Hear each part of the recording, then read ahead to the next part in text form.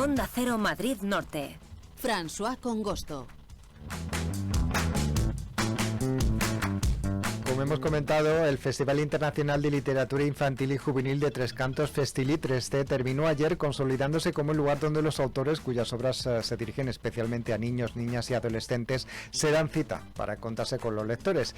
Y entre los nombres propios de esta edición 2026 ha estado el escritor Ricardo Gómez, que recogió el premio a toda una carrera dedicada a la literatura infantil y juvenil, además con obras que no solamente son imaginativas, sino que también nos transportan a otros países y nos hablan de cuestiones sociales, como por ejemplo el acoso escolar o también la defensa del medio ambiente. Vamos a conversar con él unos minutos, así que le saludamos ya. Ricardo Gómez, ¿qué tal? Muy buenas. Hola, buenos días, encantado de saludarte y de saludar a los oyentes. Igualmente. Bueno, enhorabuena lo primero por este premio que se suma por otro lado a otros conseguidos tú en toda tu carrera. Pues sí, muchas gracias por las enhorabuenas. Es un placer recibir un premio honorífico como este, que en definitiva es un premio también de la profesión y a la profesión. Desde luego. Bueno, obviamente vamos a hablar de tus obras, pero una de las primeras preguntas que me surge es cómo un matemático como tú se convierte después en alguien que escribe libros para niños, niñas, adolescentes. Bueno, esto a lo mejor tiene que ver con el mundo natural de las metamorfosis, ¿verdad? Si los renacuajos sin patas se convierten en ranitas con grandes patas, ¿por qué no un matemático puede convertirse en escritor? En realidad, mi transformación, por así decirlo, tiene que ver con el paso de ser lector a ser escritor. Es decir, yo recuerdo que he sido un lector temprano, gracias a un abuelo y a algunos maestros, y es verdad que me he convertido en escritor tardío, pero ahí está la transformación, fundamentalmente. De hecho, tuve una primera parte profesional, fuiste profesor de matemáticas, tengo entendido. De matemáticas, sí. Y luego ya, ¿cuándo empezó este tema de crear obras literarias? Bueno, yo empecé pasados los 40. Empecé escribiendo un poco como prueba, como ensayo, a ver qué ocurría. Empecé por literatura que puede clasificarse como adulta, aunque a veces a mí no me gustan mucho estas diferenciaciones entre la literatura infantil y la literatura adulta. Empecé escribiendo cuentos, posteriormente una novela, y luego ya descubrí este nicho que es tan agradable y satisfactorio como es el de la literatura infantil y juvenil, aunque yo sigo escribiendo también literatura adulta, no distingo.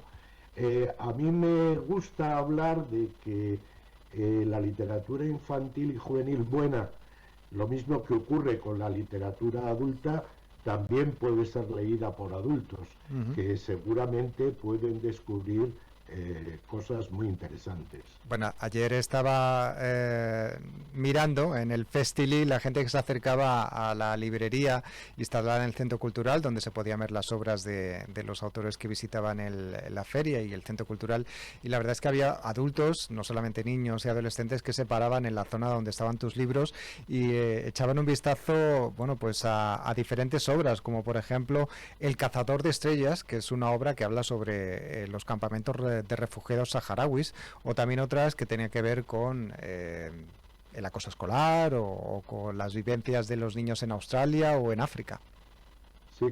Sí, bueno, a mí me gusta escribir de todo. Una de las ventajas que tiene vivir en este mundo actual es que cuando uno se asoma a la ventana no solamente puede ver el paisaje inmediato, sino también un paisaje remoto.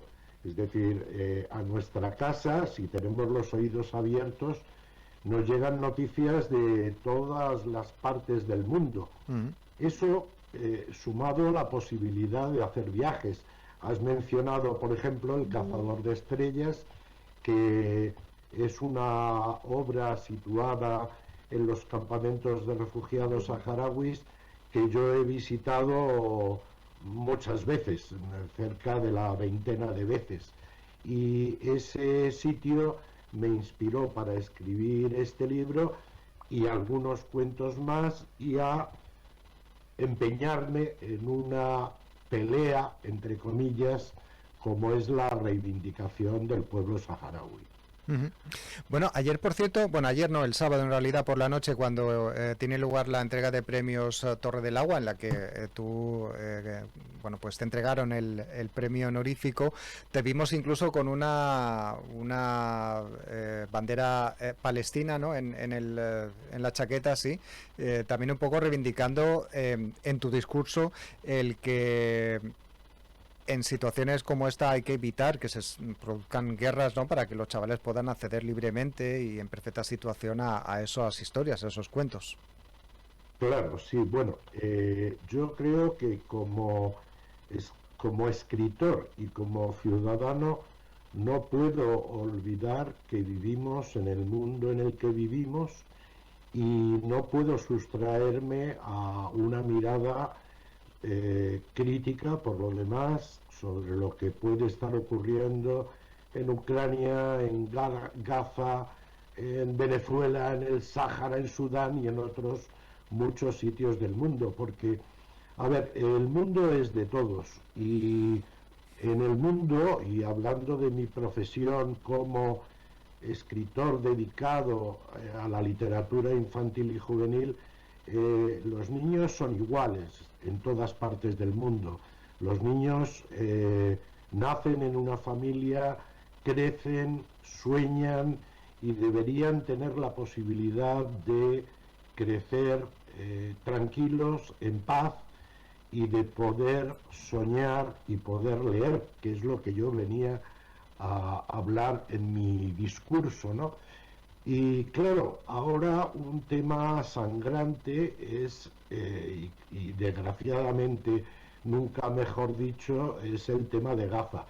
Evidentemente el que yo subiera con una chapa, con una bandera palestina, no es casual, es una toma de partido.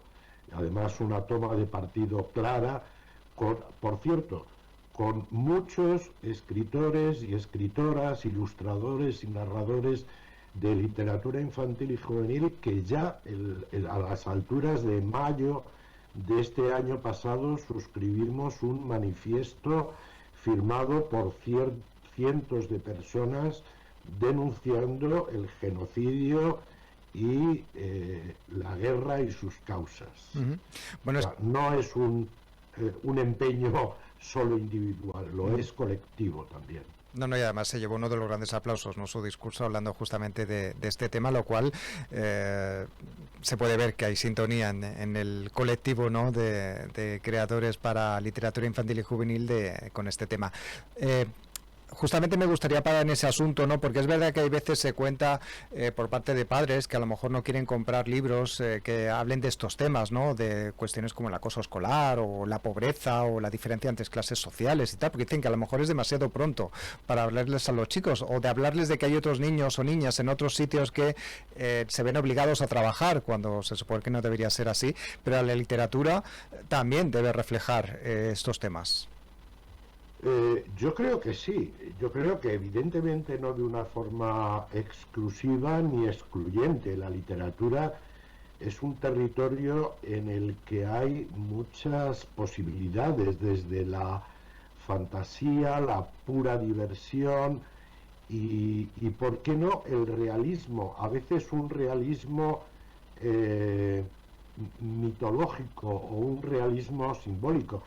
Pero también, y sobre todo, en el caso de chavales un poco mayores, hablando de adolescentes, yo creo que una de las posibilidades de la literatura es mostrar el mundo en el que vivimos. En definitiva, la literatura es una forma de entender el mundo y de conocernos a nosotros mismos.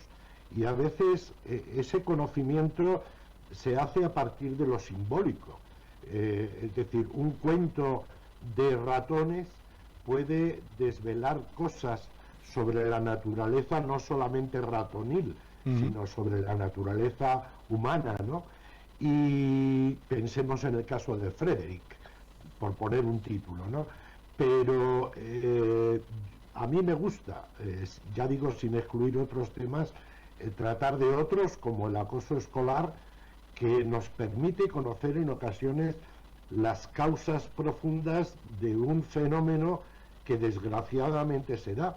Es decir, cuál es el papel de las redes sociales o cuál es el papel de las personas que instigan en remarcar las diferencias en lugar de las similitudes entre las personas, ¿no? Eso yo creo que nos permite hablar.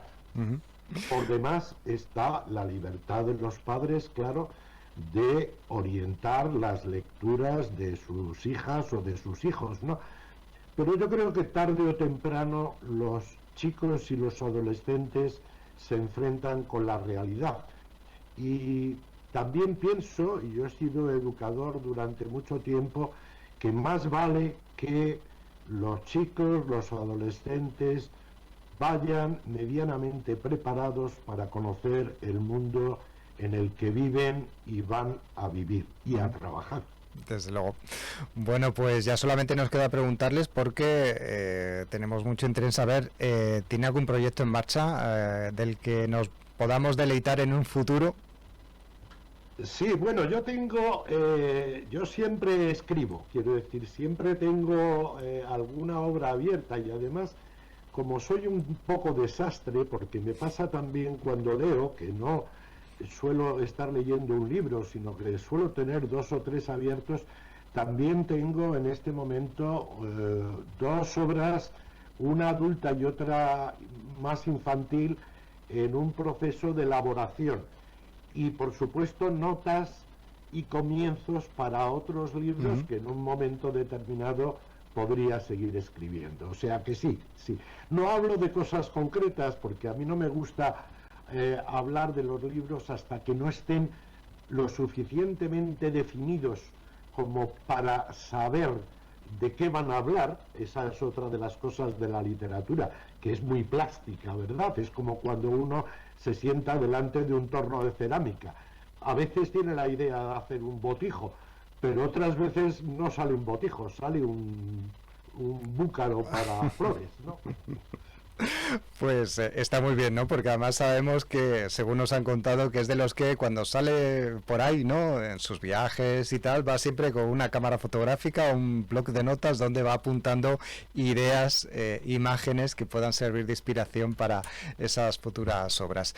Ricardo Gómez, ha sido un placer poder hablar con usted, haberle tenido en Tres Cantos, pero aquí también en Onda Cero Madrid Norte. Enhorabuena por el premio del FestiLic y, por supuesto, una invitación siempre a poder seguir leyéndole, descubrir sus obras y sobre todo que no solamente están dirigidas a un público infantil y juvenil, sino que también lo podemos leer los demás. Muchas gracias.